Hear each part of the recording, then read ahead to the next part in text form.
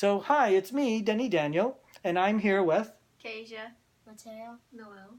And they came all the way from... Where did you come from? Oh, Virginia. wait, Virginia, that's right. Oh, yeah. California. Wow, all over the place.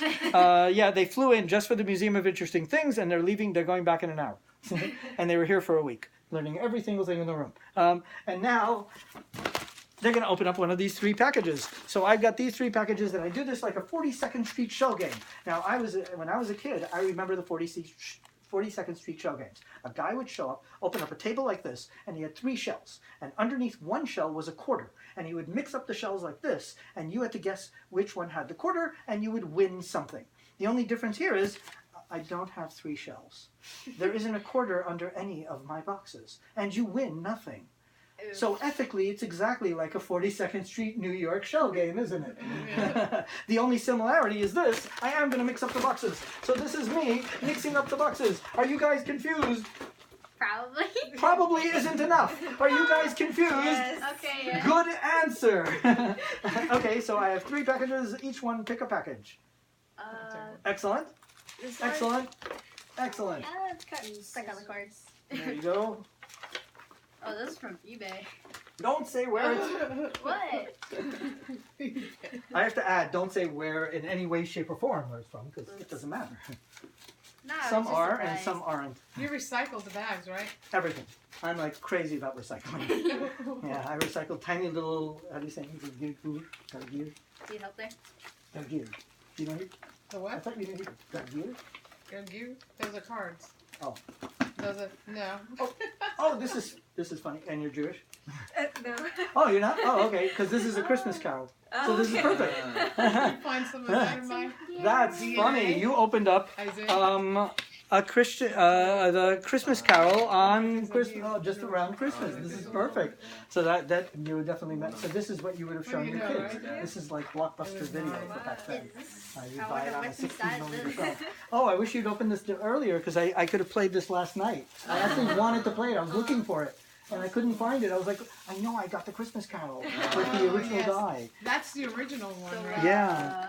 Oh my God, this is great. And funny, perfect for you because I know how much you're like into like the ghost and spirit thing. And that is, it doesn't really have to do with ghosts and spirits. It's a silhouette, how to make silhouettes, but in a way it's kind of that early era of photography. I don't know if you know the Madame Jamal house, but they asked me to do something with silhouettes, and I was never thinking about it. I have silhouettes of my kids. Really? Really? Yeah, the 2 of them. How did you make them? In Florida? Remember the Japanese lady, Jasmine's friend? Oh, and she made them. She made them with my kids. Like that. Yeah. Right there. They're beautiful. That's incredible. Wow. So, before photography, people didn't know how to capture. You know, we didn't have a way of capturing. Besides a painter, you'd have to have a fine artist actually do a painting of you.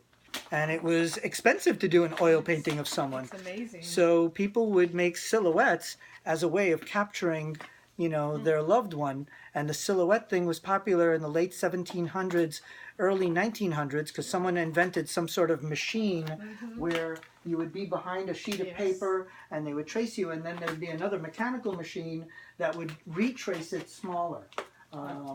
Or bigger, whatever you want. So it was kind of like a copy machine, with enlarging and reducing. And it became a big thing. It wasn't called... Are you listening? Wait, guys. Yeah. I know that's fun, but wait, hold on. Before you get... although keep opening because you still have some doing there. So silhouette, actually, it wasn't called a silhouette originally. That was the name of a French politician who was a tax collector.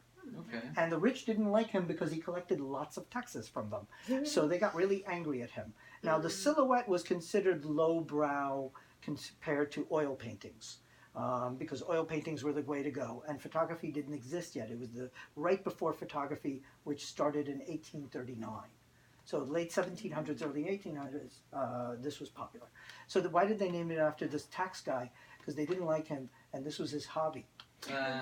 So they decided to get like a little jab, like the lowbrow tax man, you know. So this was a jab at him, and the name stuck all these years as Silhouette. But his name was the Silhouette. So what did they call it originally? I don't even remember. I think it was just like a Tracy or whatever. But it became Silhouette after She did a him. very good job because that's a when you good one. look at it, you actually see my kids. Really? Yes, she was very good. Oh wow. Is it inside this? So I think it's inside that. So let me Yeah, help you with that that's with what I my was saying. scissors. Let me, because I'm used to doing this kind Let's of see what thing. this Nothing is. else in there. These are Mateo discovered.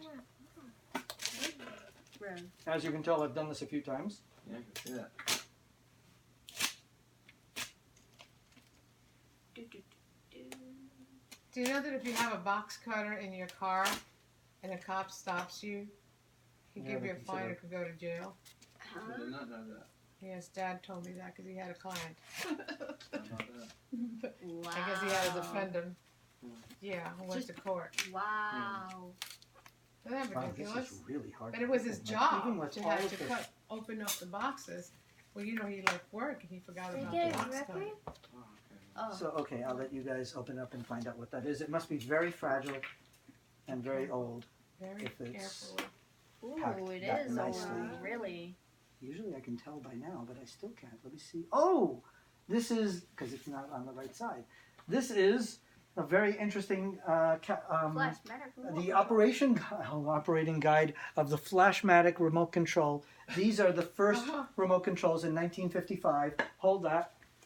I'm going He's to show gonna you the get the remote control. remote control. I have the remote control, thank God, nearby. So this, That's what I who was touched looking this? at. Oh, you touched it? No, Oh, there it is, that it one. was that Okay. white boy first that touched It was it. that but- little So boy. this is the Flashmatic remote control, 1955, the first cordless remote control, and it's basically a flashlight.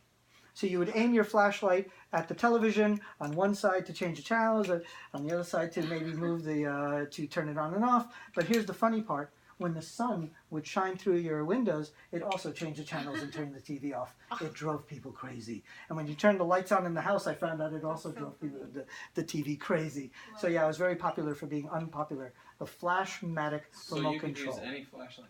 Yeah, pretty much. Oh. It was so silly. Flashlight. It's one of my People favorite didn't remote know that. controls. But they thought it was like voodoo or something because they have these pictures of people going, look, and look, see, it goes right to the corner of the Zenith television. Oh, It's actually there you just go. a Zenith.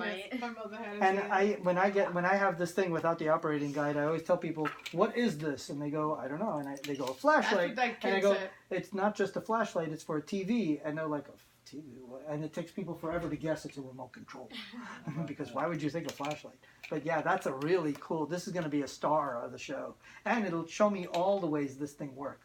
Because now I've got the operating instructions. I'm so proud of that. Here, we'll shine a light on that. And that's the last one. Excellent. Yeah. That's very cool. Oh, where's the packaging for that? I'll put it together with that. Wow, they packed this really well. This So what else do you too. think the remote control does? So, and I hope you guys had fun with that. Tell what else does it do? It's pretty Remote crazy control. that, I was reading it and I was surprised that it did a lot of stuff. It not just changed the channels, it went forward and backward, turned it on and off. And the volume. It also had volume control. And I thought when I first got it, I thought it only turned it on and off. But then I heard it also did remote. So I asked somebody who was old enough to remember one and had one. And he said, oh yeah, there were sensors. And that's how it did on and off. Because I said, how's it know to turn it on and off and not to change the channels? And he goes, oh, you have to hit the different sides. That's fine. And then I thought, well, it's a light. It'll bleed. So yeah, it drove people crazy. Totally drove people crazy. But it was very popular for being unpopular. Let's say bye to the world. Bye, world. Bye bye.